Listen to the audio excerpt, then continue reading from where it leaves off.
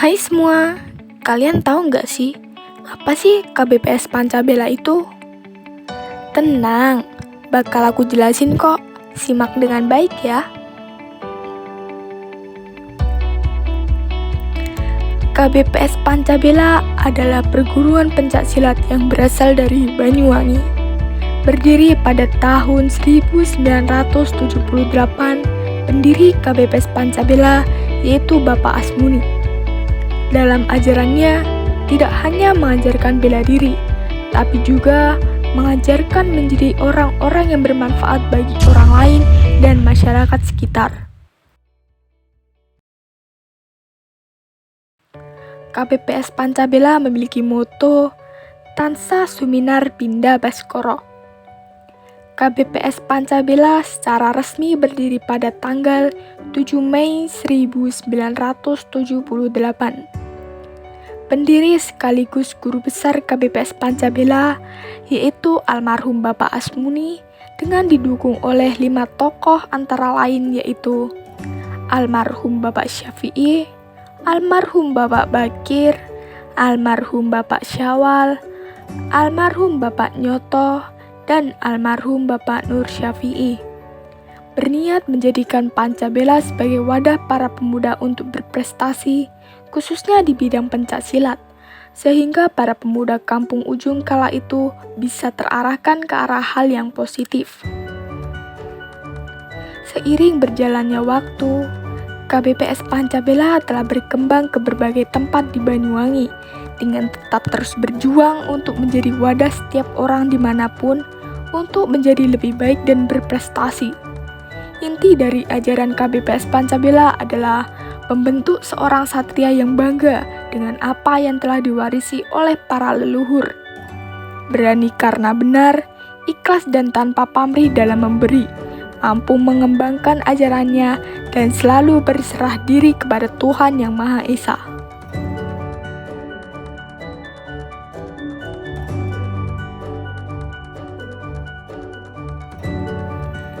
Dengan moto Tansa Suminar Pinda Baskoro, diharapkan setiap elemen KBPS Pancabela mampu untuk selalu bersinar selayaknya matahari yang selalu memberi energi positif di dalam kehidupan tanpa mengharapkan suatu balasan.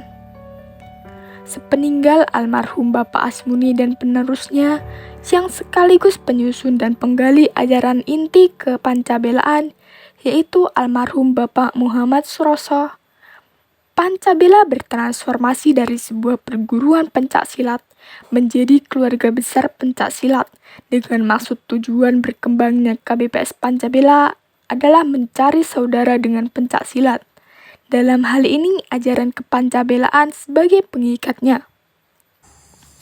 Sekarang 44 tahun sudah berlalu, berbagai hal telah dilalui, pahit manis, baik buruk, susah senang akan menjadi sebagai pengalaman yang bisa dijadikan guru untuk menjadi lebih baik ke depannya. Dengan terus berpedoman pada petuah leluhur yaitu ojo mung eling asline, tapi ilingo asale. Dan ojo rumangsa bisa, tapi bisa ngrumangsani. KBPS Pancabela berusaha untuk selalu mawas diri dalam langkah dan juga tidak cepat berpuas diri sehingga terus belajar dan terus mengintrospeksi diri. 44 tahun KBPS Pancabela 7 Mei 1978 sampai 7 Mei 2022. Perkokoh rasa kekeluargaan, menggali potensi diri untuk bermanfaat bagi sesama.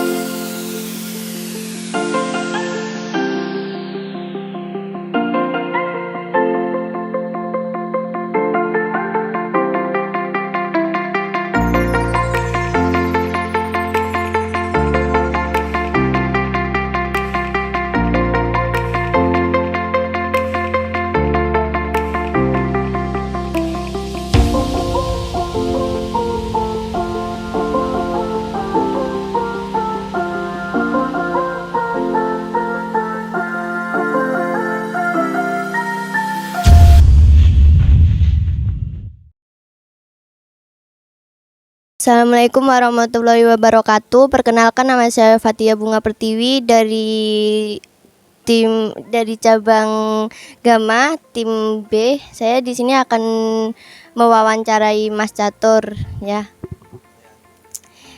Di sini saya akan bertanya-tanya tentang Pancabela. Di sini mau tanya untuk Pancabela ini dibagi berapa tim atau cabang, Mas? Nah, Pancabela sendiri itu dibagi menjadi 2 tim. Nah, ada tim A dan tim B. Tim A sendiri itu berpusat di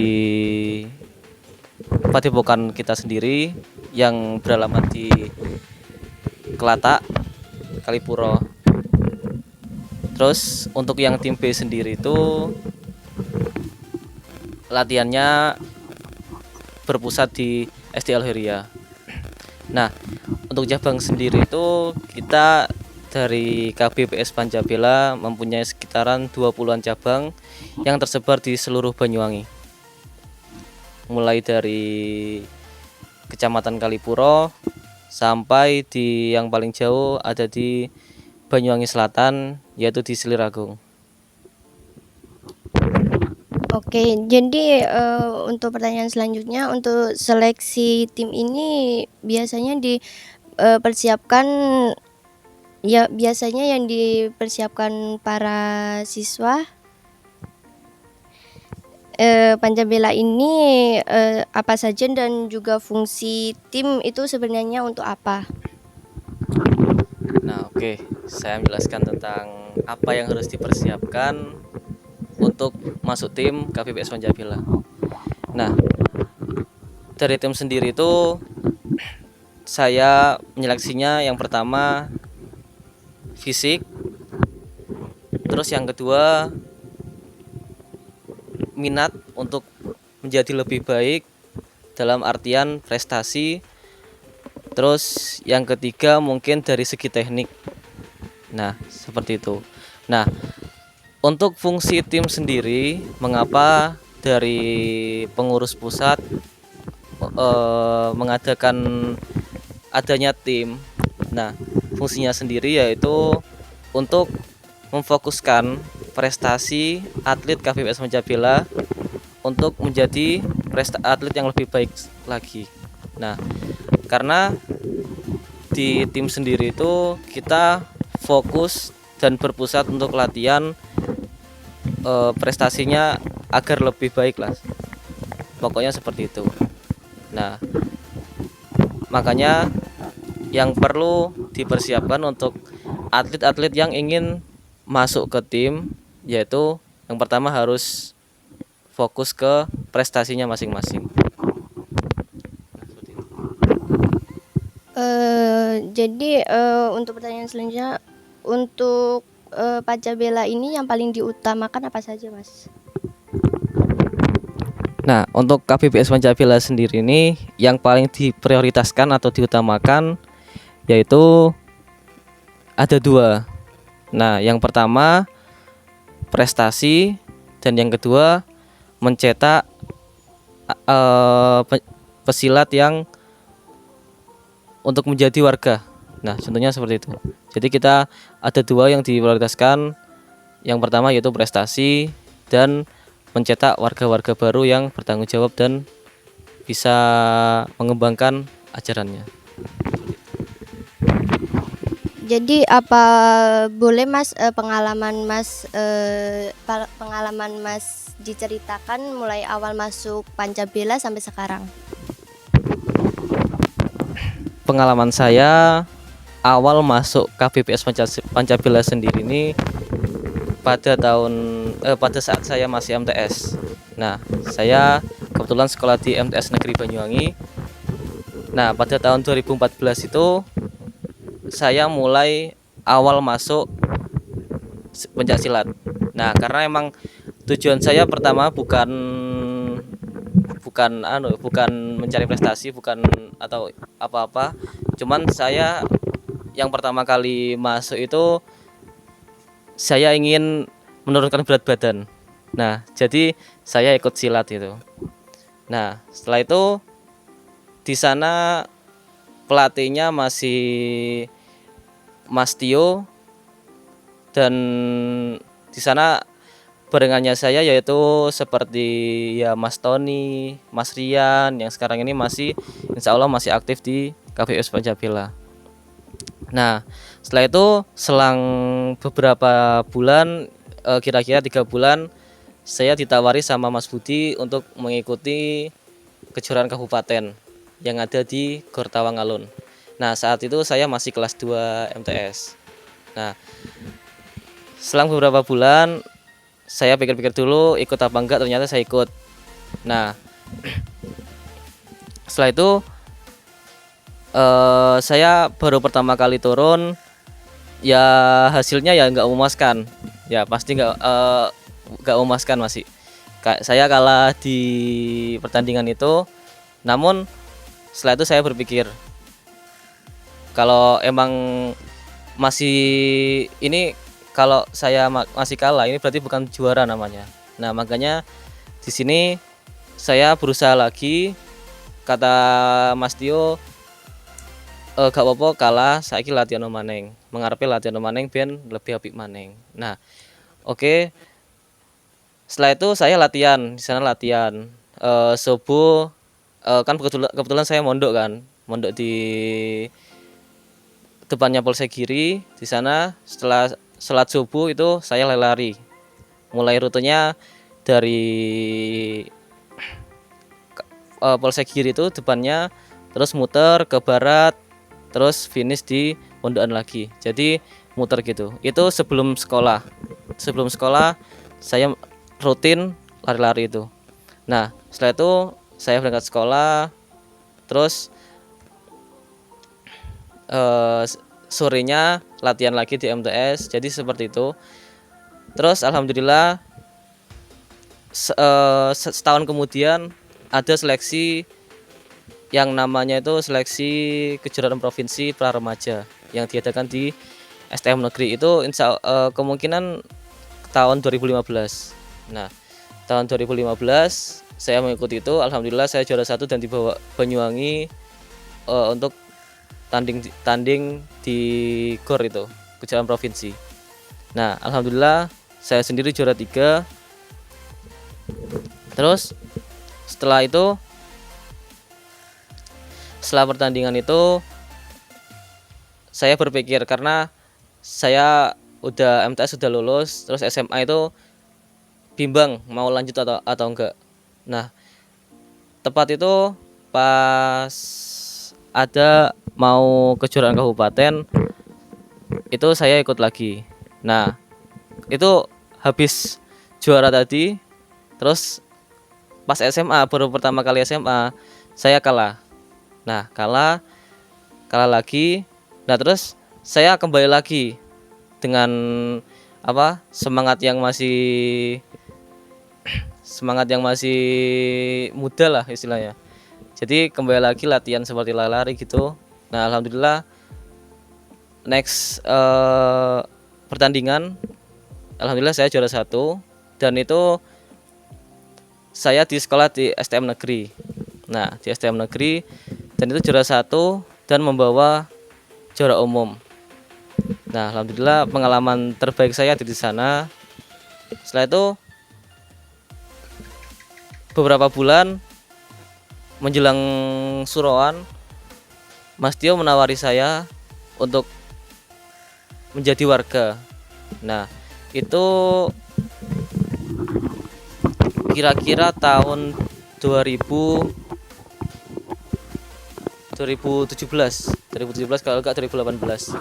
Nah, barengannya saya pas warga itu ada 12, banyak lah. Itu kalau dibilang gak bisa banyak. Nah, itu ada saya, ya Mas Randy yang masih aktif, Mas Rizky, terus Mbak Fitri, banyak lagi Mbak Vivi. Nah, itu rating saya pas kelulusan. Nah, setelah itu alhamdulillah saya lulus menjadi warga baru yang disahkan di rumahnya Mas Rijal. disahkan di rumahnya Mas Rijal. Terus pertama kali saya ngelatih, setelah saya lulus, saya berpikir apa ngelatih atau gimana. Terus disuruh ngelatih sama Mas Budi. Pas itu mau ada kejuaraan Porkap, latihannya dulu di SMA 1 Giri. Nah, di sana saya melatih ya sama Mas Anjar, sama Mas Tio, Mas Budi, di sana ngelatih. Terus tahun 2019, tahun 2019 saya mulai ngelatih di tim. Nah, mungkin itu cerita saya sampai pada titik kali ini. Mungkin bisa menjadi contoh buat adik-adik yang masih berjuang mencari prestasi, yang masih mau menjadi warga baru. Mungkin itu sedikit cerita dari saya, semoga bisa memotivasi Anda sekalian.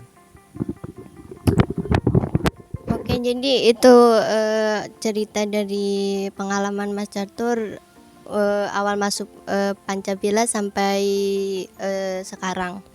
Dan juga hal apa saja yang dipelajari Mas Catur mulai awal masuk siswa sampai sekarang?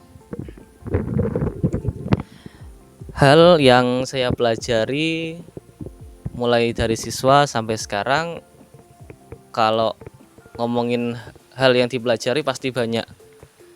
Nah, mungkin yang paling penting hal yang saya pelajari di KPPS Pancabila ini, yang pertama yaitu kekeluargaannya. Nah, kekeluargaan di KPPS Pancabila ini sangat erat. Contohnya pas kita pertandingan, banyak mas-masnya, contohnya ya Mas Budi, Mas Rijal, dan mas-mas yang lainnya datang ke pertandingan dengan mensupport adik-adik yang bertanding. Nah, contohnya seperti itu. Nah, terus yang kedua, mungkin hal yang saya pelajari dari KPPS Pancabila sendiri yaitu tentang cara berorganisasi. Nah, emang saya orangnya itu jarang mengikuti organisasi-organisasi. Nah, cuman dari KPPS Pancabila ini saya belajar gimana caranya berorganisasi dan dengan dibimbing sama mas-masnya. Nah, contohnya masuk ke pengurusan gitu, pasti kita diajarkan berorganisasi seperti itu. Nah, terus yang ketiga, mungkin hal yang saya pelajari dari KPPS Pancabila dalam hal spiritual, karena kita tidak mungkin tahu bagaimana orang dan kapan orang itu akan kayak berbuat buruk lah ke kita. Nah, makanya kita di KPPS Pancabila ini bukan cuma bela diri aja yang diajarkan, mungkin dari segi spiritual bisa, dari segi bela dirinya bisa. Nah, mungkin hal-hal yang saya pelajari seperti itu masih sedikit, banyak yang saya ceritakan. Kalau saya ceritakan semua mungkin sampai habis buka mungkin bisa. Oke, untuk Mas sendiri gimana Pancabila untuk kedepannya dari untuk dari siswanya maupun perguruannya? Kalau menurut saya atau harapan saya untuk KPPS Pancabila ini ke depannya, semoga untuk siswa-siswanya itu lebih menjadi pribadi yang bertanggung jawab, yang pertama. Terus yang kedua, untuk siswanya ini Mas ya, tanggung jawab. Terus yang kedua, mungkin harapan saya bisa lebih berprestasi lagi. Nah, lebih prestasi lagi karena apa? Karena kalau kita berprestasi, bukan bukan kalian saja yang bangga. Pertama orang tua kalian kan pasti bangga. Nah, orang tua, terus sekolah, guru kalian itu pasti bangga, bukan kalian saja. Nah, eh, makanya dari prestasi itu kita bisa membanggakan semua elemen-elemen yang sayang kepada kalian. Nah, seperti itu. Nah, untuk perguruan sendiri, harapan saya semoga di ulang tahun ini, semoga KPUS Pancabila semakin berjaya, semakin berprestasi, dan semakin berkembang ajarannya. Dan semoga tahun ini menjadi bersinas. Amin. Oke, kami ucapkan terima kasih untuk Mas Catur udah membagi pengalamannya mulai dari awal masuk Pancabila sampai menjadi siswa sampai sekarang ya Mas. Untuk kalian semua bisa mencontoh pengalaman Mas Catur sampai seterusnya. Dari saya Fatia Bunga Pertiwi yang mengucapkan terima kasih.